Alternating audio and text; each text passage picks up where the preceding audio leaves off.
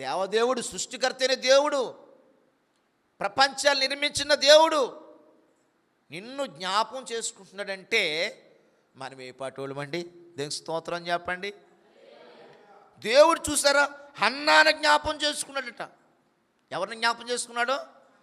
దేవుడు హన్నాని, ఎక్కడో ఉన్న హన్నాని, ప్రియులారా, ఆకాశ మండలాల కంటే మిక్కిలి హెచ్చైన స్థలంలో ఉన్న ఆ పరలోకమందున దేవుడు హన్నాని జ్ఞాపం చేసుకున్నాడు. మనుషులు ఎవరు సమీపింపరని తేజస్సులుండే దేవుడు హన్నాని జ్ఞాపం చేసుకున్నాడు. నిన్ను జ్ఞాపం చేసుకుంటే, నన్ను జ్ఞాపం చేసుకుంటే మన పరిస్థితులన్నీ ఆశ్చర్యకరంగా మారిపోతాయి. దేవుని స్తోత్రం చెప్పండి.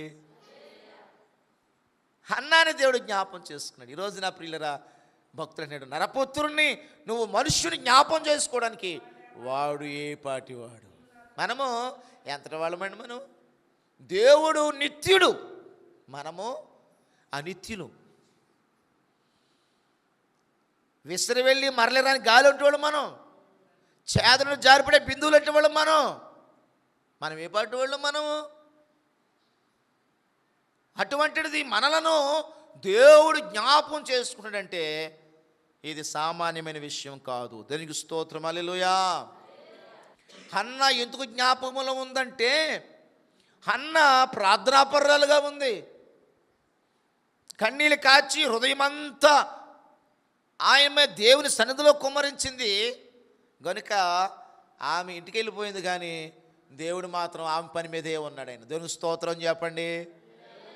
యెహోవా ఆమెను జ్ఞాపం చేసుకున్నావు. ఈ రోజున మనల్ని కూడా జ్ఞాపం చేసుకోవాలంటే ఇక్కడ అంటున్నాడు, నీతిమంతులు నిత్యము జ్ఞాపకంలో ఉంటారు. నువ్వు జ్ఞాపకాల్లో ఉండాలంటే, దేవుని జ్ఞాపకాల్లోకి నువ్వు వెళ్ళాలంటే, దేవుడు నిన్ను గుర్తుంచుకోవాలంటే మనం ఎలా ఉండాలట? నీతిమంతులు. దేవునికి స్తోత్రం చెప్పండి. నీతిమంతుల్ని ఆయన మర్చిపోడండి. నీతిమంతులు నిత్యము ఆయన జ్ఞాపకాల్లో ఉంటారు.